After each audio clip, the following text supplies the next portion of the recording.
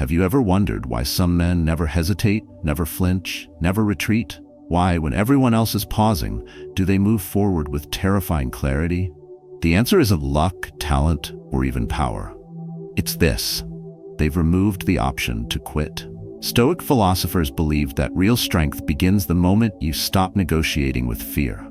The moment you cut the rope behind you and burn the map. You don't become unstoppable by adding more motivation. You become unstoppable by removing the back door. The truth is, most men are not weak. They're undecided. They keep plan B alive, just in case. But that silent, just in case, is what's killing your drive. You can't command your mind when you whisper doubt in the dark. This video is not here to hype you up. It's here to help you see clearly what must be done, to reclaim your identity, remove distraction, and build a mindset that doesn't retreat. You're not alone in this internal conflict. Many men feel it, most ignore it. But not you, not anymore. If you've ever felt stuck, scattered, or secretly unsure of your path, this is your moment to choose clarity over confusion, finality over flexibility. We'll explore the Stoic strategies that have shaped some of the most resilient men in history, and how you can live them, one irreversible decision at a time. Like this video if it resonates. Subscribe to the channel if you're ready to burn the ships and take the hill. This is where your mind gets rewired. Welcome. 1. The subconscious obeys finality, not confusion. He doesn't hesitate. He doesn't revisit the decision once it's made. He moves like someone who has already chosen. You can see it in how he walks, how he speaks, and how he doesn't explain himself. His strength isn't loud. It's silent, deliberate. That kind of clarity isn't born from motivation. It's the product of mental discipline trained over the years. He doesn't carry backup plans. He doesn't prepare for failure. He simply acts like the outcome is already inevitable. At the heart of every truly unstoppable man is a single unshakable trait: finality. And what most people don't understand is that finality isn't the absence of options. It's the removal of permission to reconsider. The subconscious mind does not thrive on flexibility. It thrives on order. It obeys direction. It requires clarity like lungs require air. If you leave even one exit unlocked, your subconscious will notice. It will hold back just enough energy, just enough focus, just enough belief to keep failure quietly alive in the background. This is where most men lose their edge. Not because they lack talent, not because they don't want it enough, but because they never fully committed. Every time you say, "I'll try," or "let's see how it goes," you're sending mixed signals to the most powerful force you have, your own mind. And a mind confused by its own commander will never lead you anywhere worth going. In Stoic philosophy, clarity is a virtue. Marcus Aurelius didn't ask if he should lead during the plague or war. He led because it was required. He saw action not as something to weigh endlessly, but as a function of reason aligned with duty. For the Stoics, mental strength didn't come from certainty in outcome, but from certainty in purpose. The mind must be given a singular instruction. This is what we do, and nothing else. Picture a man waking up at 5 a.m., not because he enjoys the hour, but because he has given himself the command to build something that matters. His body moves before his thoughts catch up. His routine isn't exciting, it's enforced. He doesn't negotiate with the alarm clock. And by doing this long enough, day after day, he begins to build an identity that no longer requires external push. His mind no longer debates direction, it follows it. Most men sabotage themselves with phrases that seem harmless. "I hope this works. If not, I'll figure something else out." These are not strategies, they are exit signs, and the subconscious sees them for exactly what they are: permission to retreat when pressure shows up. Over time, this softens the edge of your will. You move more slowly, you hesitate more, you become addicted to checking instead of committing. The mind loses its structure, and confusion takes command. A Stoic does not speak in maybe, he speaks in must.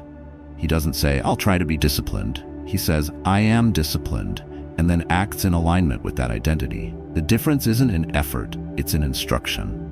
Your mind is waiting for clarity. If it doesn't receive it, it will revert to the last loud voice it heard, which is often fear.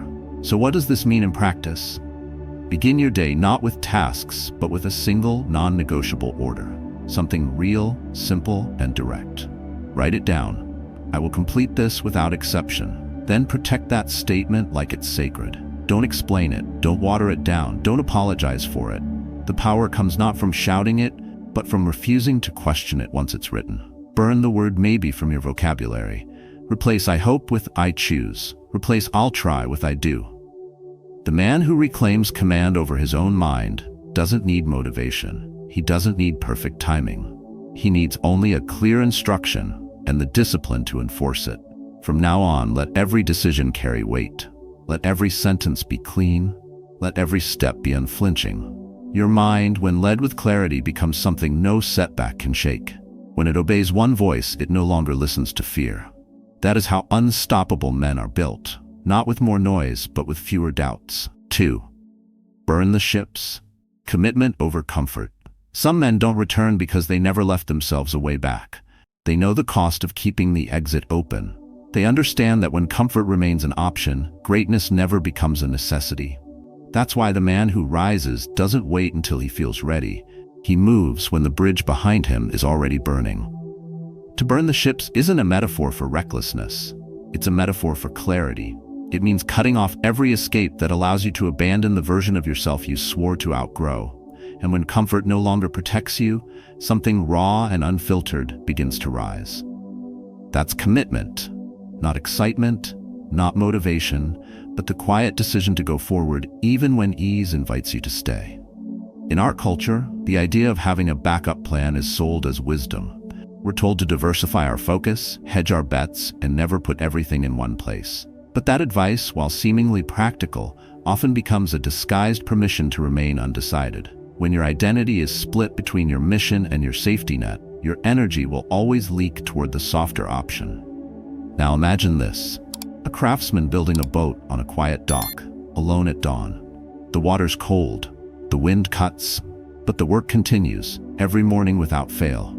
He's not trying different hobbies to see which one sticks. He's building because the sea is waiting, and there is no other way to cross. The tools are simple, but the decision is final. He does not need a guarantee. He needs no applause, only wood, steel, and the discipline to finish. Stoic philosophy speaks to this kind of man. Epictetus asked, "How long will you wait before you demand the best for yourself?" He didn't mean waiting for an opportunity. He meant demanding the best by choosing it once and closing every door behind it. To a Stoic, discomfort is not a sign of danger. It's a signal that you're finally standing where growth happens. They believe strength is not built by preparing for retreat, but by stepping where only courage can carry you. This is where most people stop. They say, what if it fails? They keep just enough of their old life intact, just in case. But in doing so, they dilute their own authority. Your mind can't give you power when you haven't made the path irreversible. Burning the ships means deciding that your old excuses no longer get to travel with you, that the softer version of you has no seat on this next journey. Action demands weight, and weight comes from cutting the rope, not holding it. When you wake up tomorrow, don't just write a to-do list. Write a decision, something that pushes against the walls of your comfort. Then follow it without consulting your feelings. Every time you act with no escape, the muscle of your will grows sharper. Your identity begins to shift, not because the work gets easier, but because your exit strategy no longer whispers in your mind. The truth most men avoid is simple. They want change, but they also want comfort. And you don't get both. The Stoics knew this. That's why they practiced voluntary discomfort. They exposed themselves to cold hunger and simplicity, not to suffer, but to remind the body who was in command. They burned the ships by removing the idea that pleasure equals progress. Today, burning the ships might mean deleting the plan B you keep revisiting, quitting the job you're only half present in, or committing to the path that scares you because it exposes who you really are. It doesn't require fireworks. It requires silence and precision, and the willingness to say, this is the only direction I go now. You don't need more time. You need fewer exits. The real threshold is reached when you stop asking for proof and start moving as if the outcome has already submitted to your will. That's what separates the ones who watch from the ones who finish. Not courage in the moment, but commitment with no permission to return. 3. No retreat builds mental strength. No retreat means no hesitation. No exit means full engagement.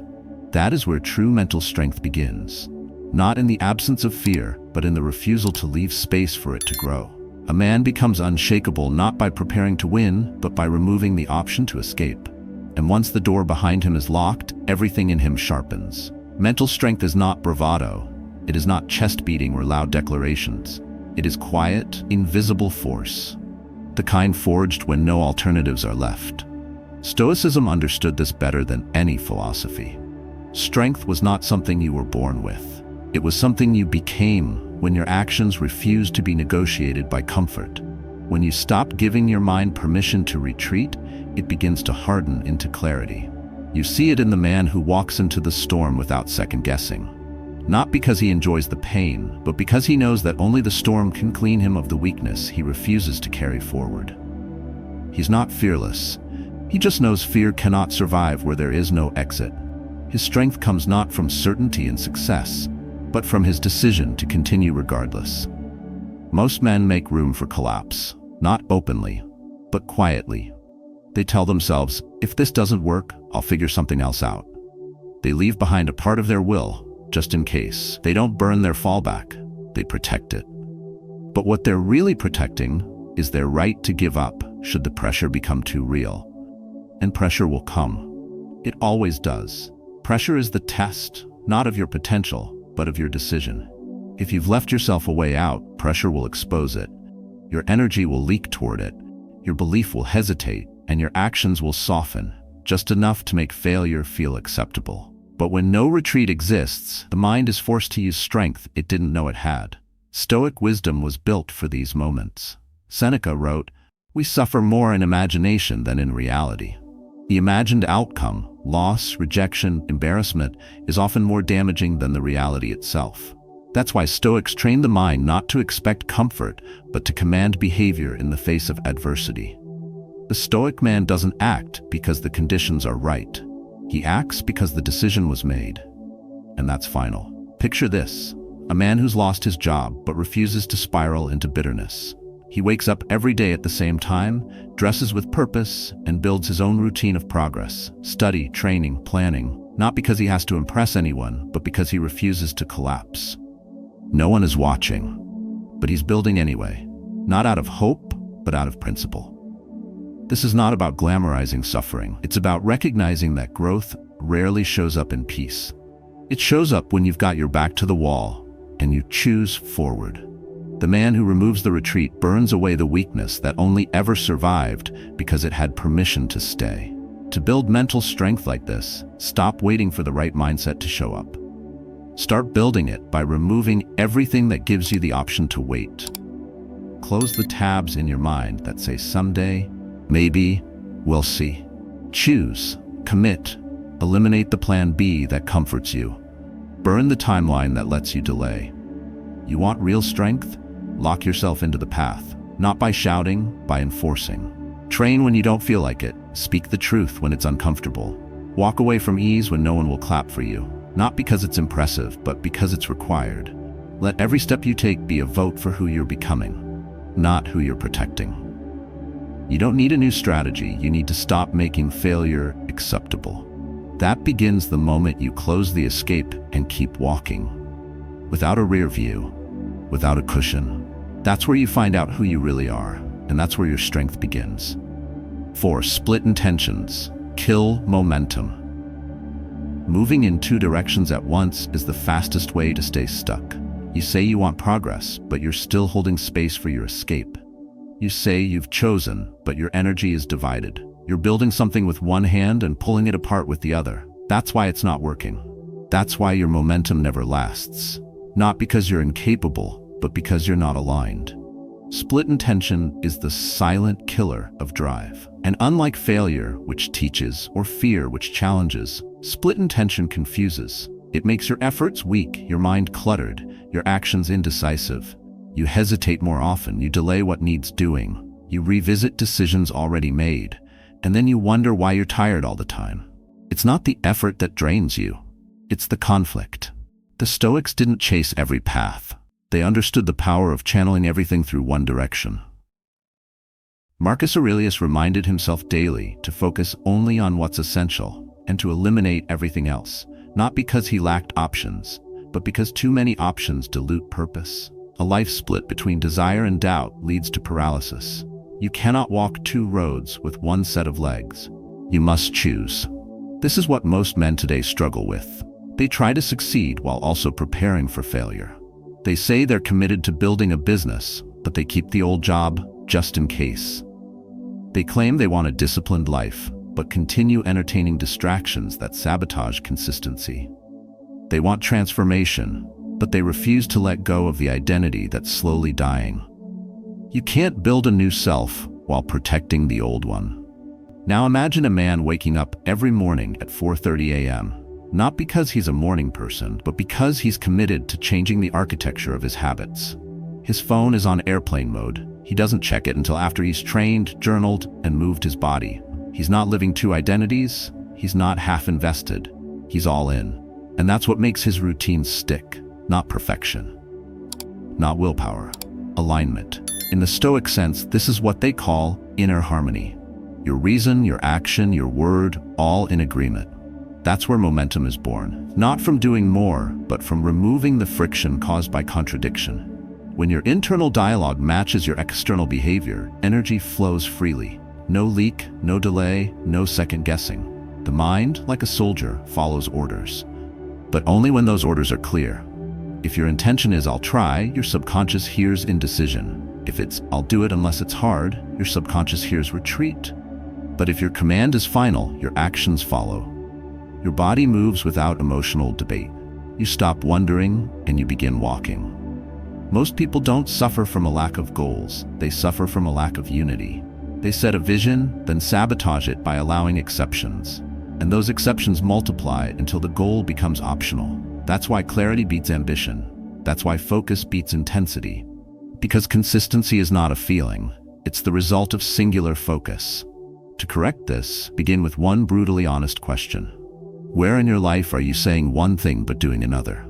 Don't fix the surface, fix the split. Choose what matters. Then eliminate the false commitments, the maybe promises, the just-in-case narratives. Stop writing multiple scripts for your life and expecting a coherent story. And when you've chosen, speak differently. Act differently. Structure your day like your direction is permanent. Give your energy nowhere else to go. Momentum builds when the full force of your time, your thoughts, and your habits face one way and one way only. That's the edge you've been missing. Not another tactic, not another mindset hack, just one quiet, final decision to unify. When you stop feeding both the dream and the doubt, one of them dies, and the one that lives becomes unstoppable. 5. No plan B is not motivation, it's identity. No plan B is not a strategy. It is not a mindset trick, it's identity. It's the line where you stop entertaining other versions of yourself and begin embodying the only one that matters, the one that finishes. Until you reach that line, you're still negotiating with doubt, with comfort, with the old life that never required your full strength. He doesn't keep options open.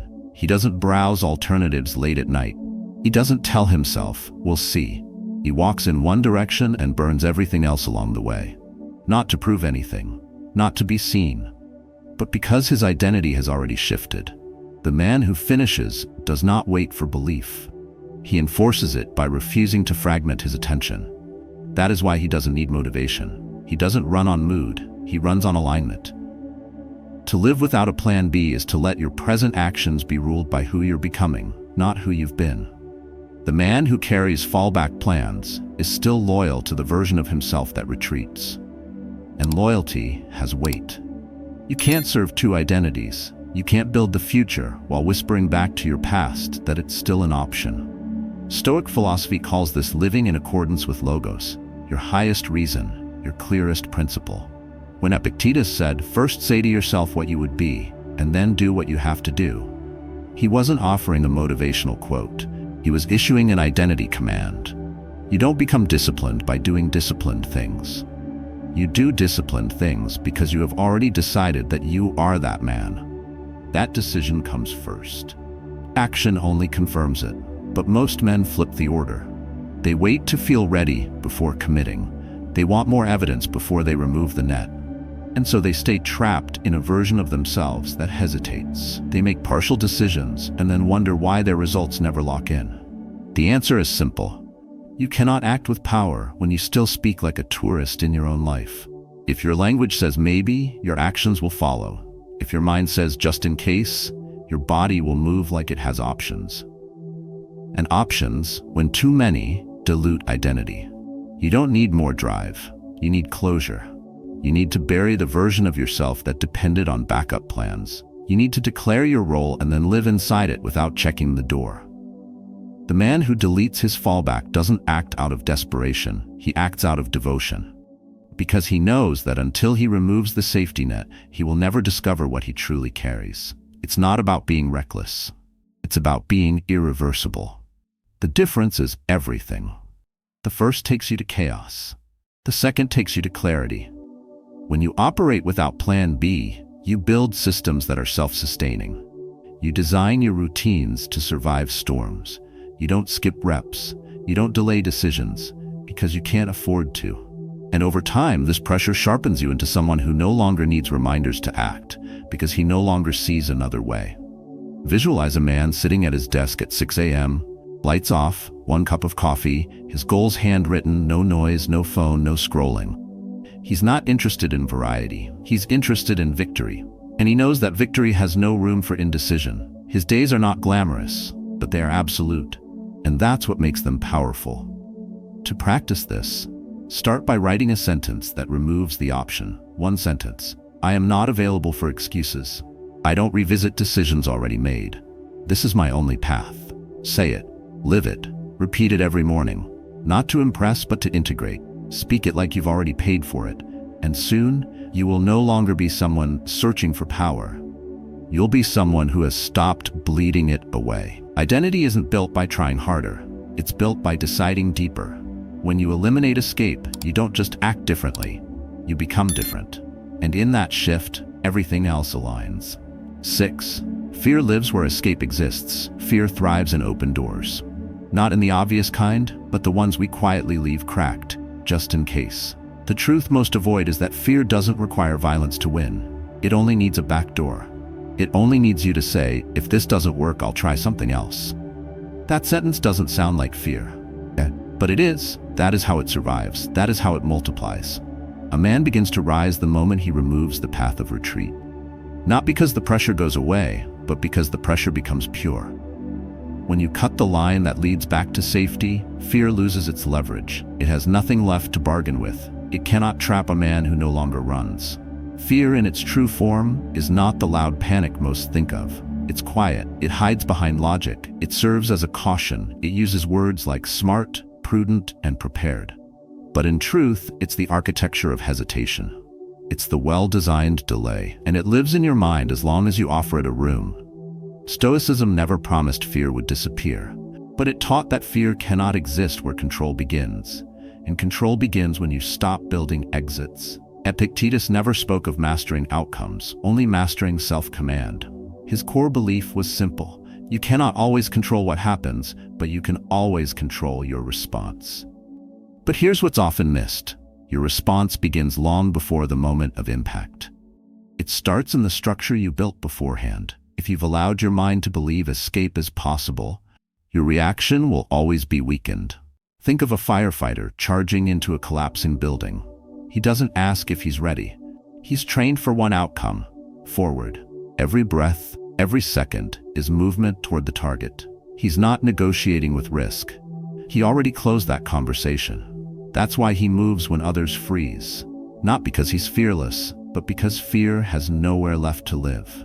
Now bring it back to your own life. Look at the decisions you've postponed, not because you're incapable, but because you've left room for later. You've said, when things calm down. You've said, when I feel more prepared. That's fear using your own voice.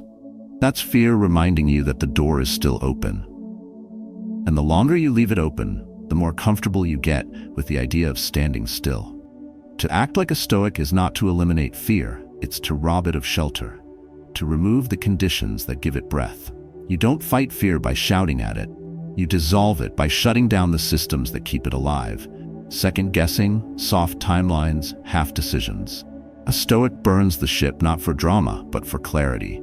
Because when retreat no longer exists, your energy has only one direction. You don't build courage by feeling brave. You build it by eliminating escape.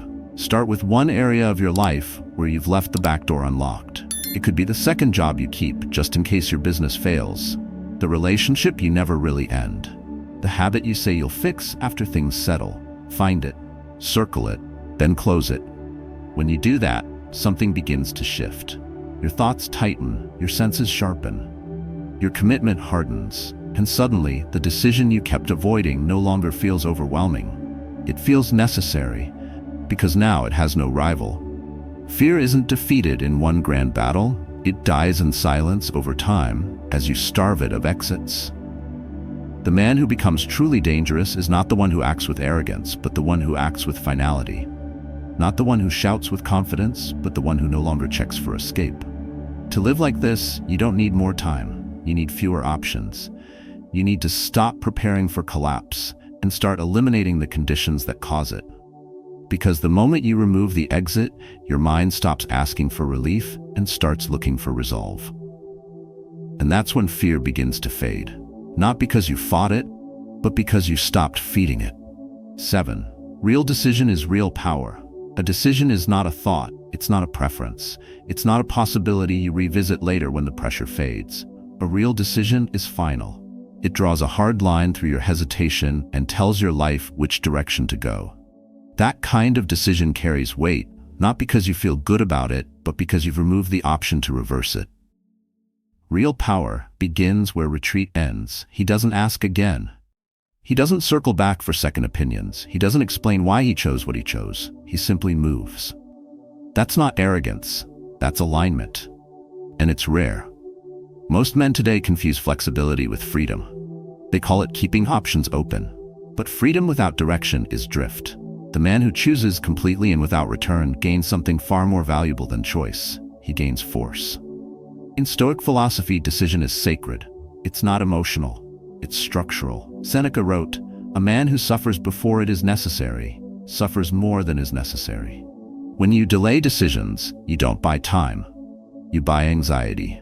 You stretch the weight of the unknown across too many days.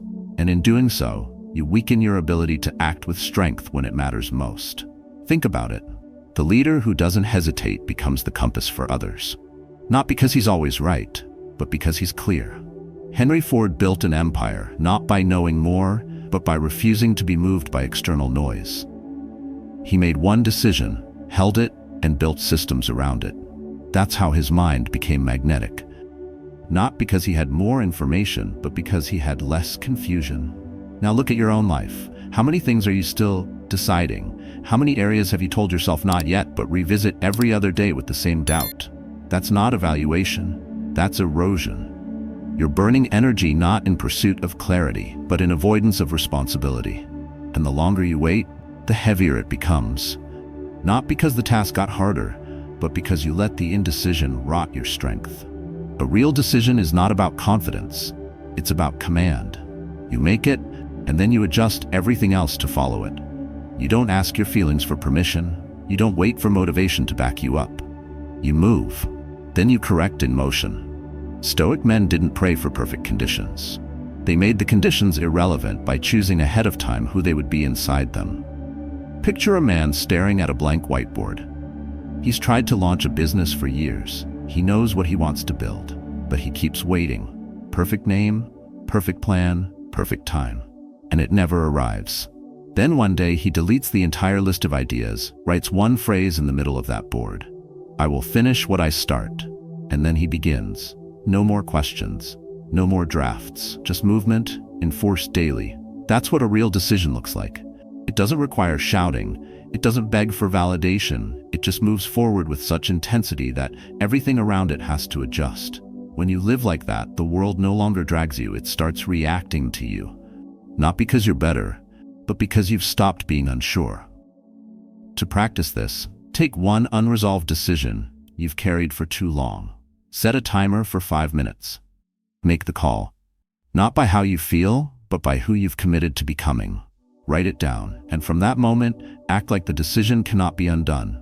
Structure your time, speech, and behavior around it. Let it be final. Let it be enforced. Let it reshape you. Power doesn't come from knowing what to do. It comes from finally deciding that you're done asking. When you reach that point, everything inside you begins to shift. Not because the road got easier, but because you no longer entertain another one. That's how clarity becomes muscle. That's how men become unstoppable. 8. Speech shapes subconscious power. Words build structure. They don't just communicate ideas, they issue orders to the subconscious. And those orders shape identity, behavior, and belief. That's why every unstoppable man watches his language like a weapon, because he knows it doesn't take a loud voice to lose your edge. It only takes soft words, spoken too often. You hear it everywhere. I hope this works. Let's try and see. Maybe next time. These phrases don't sound harmful, but they carry hesitation. And hesitation is contagious, not just to others, but to your own mind. The subconscious doesn't obey intentions, it obeys clarity. And when your words signal doubt, your mind adjusts its energy accordingly. It slows down, it holds back, it softens its fire. Not because it wants to quit, but because you gave it permission. The man who moves with force never speaks like he's waiting. He speaks as if it's already decided. Not because he's arrogant, but because his speech follows his identity. He doesn't say, I'll try to be disciplined. He says, I train every day. He doesn't say, I'm working on it. He says, I'm doing it now. This is not motivational fluff, it's functional psychology. You don't build confidence through hype. You build it by removing verbal confusion from your mental environment. In Stoicism, this principle runs deep. Marcus Aurelius wrote daily not to be eloquent, but to command his mind. He spoke to himself in brief, strong, clear language. Not for others to read, but to eliminate the fog. Clarity of speech was clarity of thought, and clarity of thought was the root of right action. The Stoics didn't say much, but when they did, it moved nations. Because each sentence was weighted with finality, not fluff. Picture a man running laps in the dark, whispering a sentence every time his foot hits the ground. I do hard things. I finish what I start. He's not yelling it, he's installing it. Not into the air, but into his wiring. That's how the mind rewires. Not with noise, with repetition. Repeated input becomes truth, and your truth becomes the structure your body moves within. This is where most men sabotage their transformation. They do the work, but they don't change their language, so their mind never gets the message.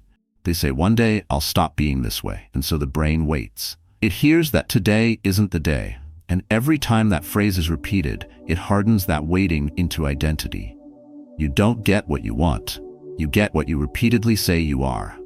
That's why you must start speaking as if the version of you you're becoming has already taken control. Stop announcing your uncertainty like a disclaimer. Stop narrating your fears out loud. You're not required to broadcast your doubts.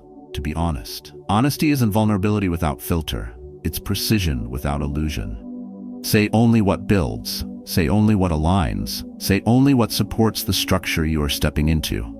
To put this into action, audit your vocabulary for the next 24 hours. Don't fix anything, just observe. Write down every time you say, I'll try, maybe, hopefully, or I don't know. At the end of the day, cross each phrase out. Next to it, write its replacement. One that's simple, clear, non-negotiable. Turn I'll try to wake up early into I get up at 5. Turn I want to be more focused into I train my focus daily. It may feel like a lie at first. That's because your identity hasn't caught up yet. But the subconscious doesn't care about how you feel. It cares about what you repeat. And once you repeat it long enough, it obeys. You move differently. You think cleaner. You stop offering disclaimers for your effort. Because you've stopped weakening your commands. Speech isn't filler, it's formation. And the man who watches his words closely will find that his mind follows. Not because he shouted, but because he stopped whispering defeat into the system. That's how power is installed, quietly, repeatedly, precisely. 9. Finality is the beginning of a new man. Finality doesn't end something, it initiates something else. The moment you stop leaving things open, you stop being who you were. You don't just change your habits, you shed an entire identity. And that shedding doesn't happen through motivation or planning. It happens when you eliminate the option of becoming anyone but the version you've already chosen to become. This is not a mindset. It's a point of no return. The line you draw, not to try harder, but to never again look back. A man who steps into this space doesn't just act differently, he sees differently. He speaks, moves, and chooses like someone who no longer asks for clarity because he already gave it to himself. You recognize him not by how loud he is, but by how final he is. His decisions don't echo with uncertainty. They land with weight because they're already complete. In Stoicism, this is the core of prohairesis, the rational will made visible. Seneca didn't say to hope for growth. He said to decide as if today is the whole of life. You act not for a reward, not for attention, but because your standard has been reset and you've sworn not to drop beneath it. That kind of commitment doesn't happen when you feel ready. It happens when you close the doors you've left open to weakness. Most people never reach finality because they confuse effort with transformation. They keep trying, adjusting, revising, thinking if they just tweak one more thing, they'll get it right. But transformation doesn't come from more effort. It comes from total direction, from locking into a version of yourself so tightly that every move you make supports that identity or gets removed. Picture a man who's been dragging a goal behind him for years. He journals, he reads, he plans. But every day, he reopens the decision. Every week, he revisits whether he really wants it. Then one morning, without drama or announcement, he erases everything that doesn't lead to that outcome. Apps, habits, relationships, excuses, all cut. Not because he's angry, but because he's done negotiating. That's when transformation begins. Not when you start moving faster, but when you stop allowing backward motion. This kind of finality isn't harsh. It's clean. It doesn't scream. It simplifies. And that's what makes it dangerous. You don't waste energy juggling choices. You don't waste hours thinking about what if. You act, and everything in your life must now submit to the version of you who no longer offers compromise. Stoic philosophy teaches this not by emotion, but by architecture. Build your life like a fortress. No unnecessary doorways, no weak hinges, no entry for the past self you already buried. Finality is the foundation of that structure. You can't build strength if you're still designing escape routes. If you want to apply this, stop asking what you should start doing. Ask what you need to stop reopening. Which decision needs to be sealed now, not with fanfare, but with structure. Block the path, delete the file, end the story. Do it not because it's easy, but because your mind is watching. It knows when you're serious. It knows when the door is still cracked. Once you reach finality, urgency changes. It stops being frantic. It becomes sharp, focused, silent. You no longer wait to feel like the new version of yourself. You behave like him until reality has no choice but to agree. You are no longer building slowly. You are becoming swiftly. That's how the new man emerges. Not with a spark, but with a lock. You lock in your decisions, your routines, your standards, and from that locked gate, clarity rises. You know what to do because you've eliminated everything that doesn't belong. Finality doesn't restrict you. It releases you, because now the only way forward is through. The mind becomes powerful not when it's loud, but when it's clear.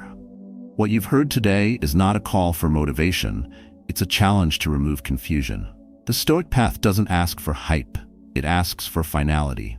A man becomes unstoppable not by doing more, but by deciding deeper. When you burn the ships, close the doors, and eliminate the retreat, you begin to see who you are without safety nets. That clarity is where strength begins. Stoicism teaches us that power is not something you gain, it's something you unlock by removing what weakens you. Indecision, fallback, doubt, and soft exits. The real transformation begins when you stop living as if there's time to revisit your identity. Decide once, then act as if that decision is the law. Speak with purpose, move without retreat, discipline your focus, the rest will follow. Start today with one commitment. Not big, not loud. Just one small act with no backup plan. Then repeat it tomorrow. Let that repetition build a new rhythm, one based on quiet self-command, not emotional reaction. You don't need to prove anything. You only need to hold the line you've drawn. If this message spoke to you, share your story below. Where did you once hesitate, and what decision changed everything? Let others learn from your moment of clarity. And never forget, no plan B isn't about recklessness. It's about alignment. It's about moving with such conviction that the world no longer questions your direction. because your actions already answered. That is the essence of an unstoppable man, and that is what you're training to become, one final decision at a time.